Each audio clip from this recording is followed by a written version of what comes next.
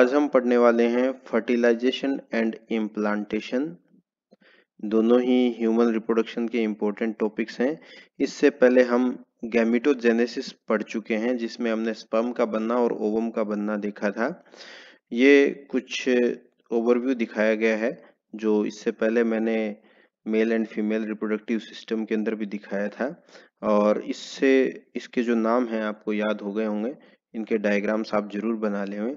इसके बाद के जितने भी डायग्राम हैं ये खुद मैंने अपने हाथ से बनाए हैं। आप भी जरा इन डायग्राम्स को बनाने का प्रयास करें, इससे कॉन्सेप्ट और ज़्यादा क्लियर होता है। ये जो सारा जो हम लेक्चर देखने वाले हैं इसमें mainly insemination, fertilisation and implantation रहेगा। इंसेमिनेशन में क्या होता है, वेजाइना का जो स्पर्म रिसीव करने का जो प्रोसेस है, जब वो स्पर्म रिसीव करती है उस प्रोसेस को क्या बोलते हैं, इंसेमिनेशन बोलते हैं। जो कि नॉर्मली वेजाइना में ही जो है वो सीमन छोड़ा जाता है, जिसमें बहुत सारे स्पर्म्स होते हैं।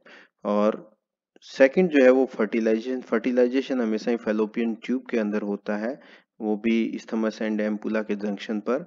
और यहाँ से जो स्पर्म्स है वो यहाँ तक पहुँचते हैं। इसके अंदर जो इसका माइटोकॉन्ड्रिया होता है वो इसको एनर्जी प्रोवाइड कराता है। और इम्प्लांटेशन में क्या होता है, फर्टिलाइजेशन के बाद जो है वो मोरूला आकर के ब्लास्टोसिस्ट में चेंज होता है, और वो जो है इम्प्लांटेशन होता है, यानी एंडोमेट्रियम के अंदर वहां धंस जाता है, और जो है आगे का एम्ब्रियो का डेवलपमेंट यहीं पे होता है। चलिए आगे डिटेल से देखते हैं। ये डायग्राम आप जरूर बनाने का प्रयास करें, आपको याद हो जाएंगे सारे टॉपिक्स। ये देखिए, ये जो है ये फीमेल रिप्रोडक्टिव सिस्टम है। इसका केवल हम इतना ही पार्ट जो है एनलार्ज्ड व्यू के अंदर यहाँ पर देख पा रहे हैं। इसके अंदर देखिए ये यूट्रस है, ये फेलोपियन ट्यूब है। फेलोपियन ट्यूब आप देख पा रहे हैं, ये इनफंडिबुलम, एम्पुला एंड इस्थमस इसके पार्ट्स हैं।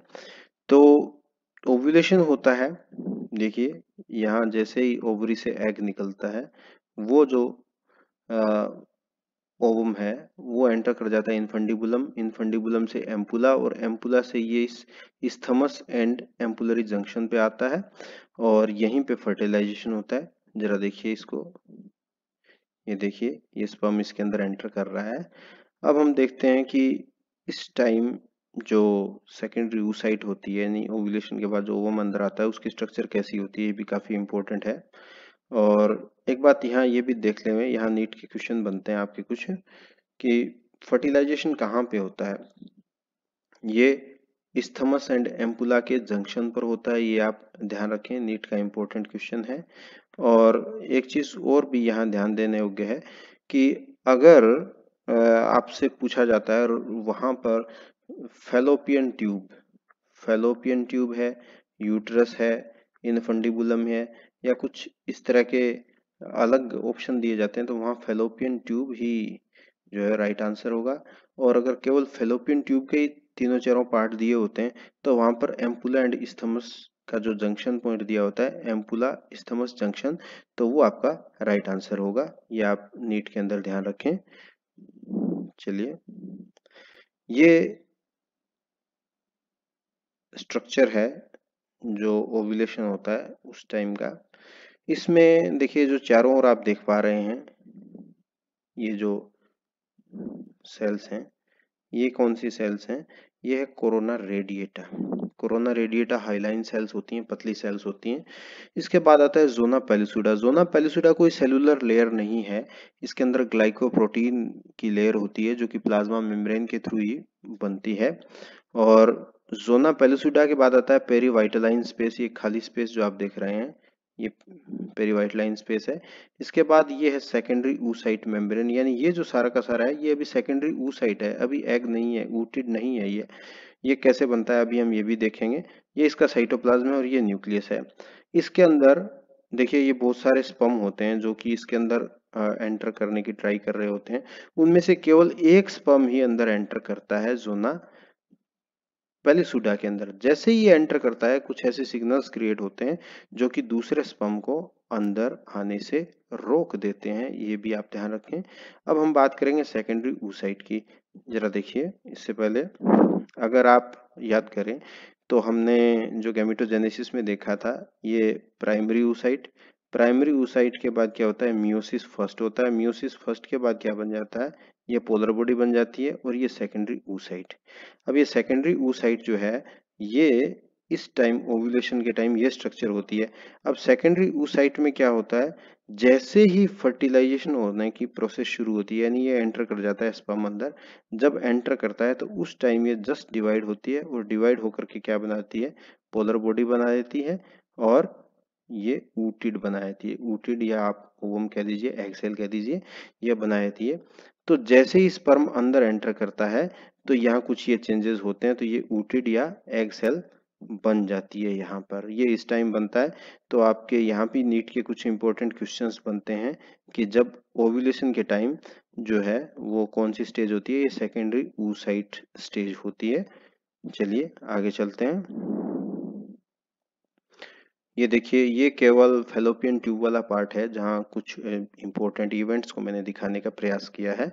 यहाँ पर देखिए, ओवरी से ये निकलता है ओवम और ये निकल के जाता है इनफंडिबुलम में। इनफंडिबुलम से ये आगे एम्पुला और एम्पुला से आगे ये एम्पुला इस्थमस जंक्शन पर जाता है, जहाँ कौन सा प्रोसेस होता है, फर्टिलाइजेशन का। ये देखिए फर्टिलाइजेशन इस जंक्शन पर हो रहा है। इस फर्टिलाइजेशन के बाद जो फर्स्ट 2n सेल बन जाती है, first 2n cell diploid cell बन जाती है, उसको हम क्या कहते हैं, जाइगोट कहते हैं, आप ध्यान रखें। और जाइगोट के बाद क्या है, और डिवीजन होते हैं। डिवीजन होने से ये देखिए 2 सेल्ड स्टेज है, ये 4 सेल्ड स्टेज है, उसके बाद ये 8 sailed stage and 16 sailed stage. इस पूरे प्रोसेस को हम क्या कहते हैं, क्लीवेज बोलते हैं, क्लीवेज। और ये जो 8 to 16 सेल्ड स्टेज है, इसको हम क्या बोलते हैं, मोरूला बोलते हैं। ये आप ध्यान रखें, ये भी नीट के इंपॉर्टेंट क्वेश्चंस हैं। मोरूला के बाद देखिए यहाँ पर ये जो 16 सेल्ड स्टेज बन गई है मोरूला की, इसमें जो ये सेल्स होती हैं, इन सेल्स को हम ब्लास्टोमियर्स कहते हैं। क्या कहते हैं हम, ब्लास्टोमियर्स। ये भी आप इम्पोर्टेंट है, इसको ध्यान रखें। और इसके बाद कंटिन्यूसली डिवाइड होता है और डिवाइड होकर के और ज़्यादा कुछ सेल्स भी बना देता है और उसी दौरान कुछ यहाँ पे एडजस्टमेंट भी चेंज होता है। जो बाहर की तरफ के जो ब्लास्टोमियर्स हैं वो ट्रोफोब्लास्ट कहलाते हैं और अंदर का जो है वो इनर मास कहलाता है, जो मैंने रेड कलर से बनाया है। ट्रोफोब्लास्ट मैंने जो है वो मैंने ब्लू कलर से बनाई है। और इसी दौरान ये क्या होता है, इस एंडोमेट्रियम के अंदर सेट हो जाता है आकर के। इस प्रोसेस को हम क्या बोलते हैं, इम्प्लांटेशन बोलते हैं। और इस स्टेज में जो इस एम्ब्रियो की जो ये स्टेज है, इसको हम ब्लास्टोसिस्ट बोलते हैं। ये ब्लास्टोसिस्ट है। इससे आगे देखते हैं थोड़ा क्या होता है, जरा देखिए। ये पूरा फीमेल रिप्रोडक्टिव सिस्टम यहाँ बताया। देखिए यहाँ पर एंडोमेट्रियम के अंदर ये ब्लास्टोसिस्ट आपको दिखाई दे रही है। और इसी को अगर हम देखेंगे थोड़ा सा एनलार्ज्ड व्यू के अंदर, देखिए जरा, इस व्यू के अंदर जब आप इसे देख पा रहे हैं तो यहाँ ये क्या, एंडोमेट्रियम इसको पूरा घेर लेती है। इसके बाद ये पूरा एम्ब्रियो का डेवलपमेंट चलता है और पूरा एम्ब्रियो बनता है, एक्स्ट्रा एम्ब्रियोनिक मेम्ब्रेन्स भी बनती है। ये सब हम आगे के लेक्चर में देखेंगे। आपको ढंग से समझ में आया होगा।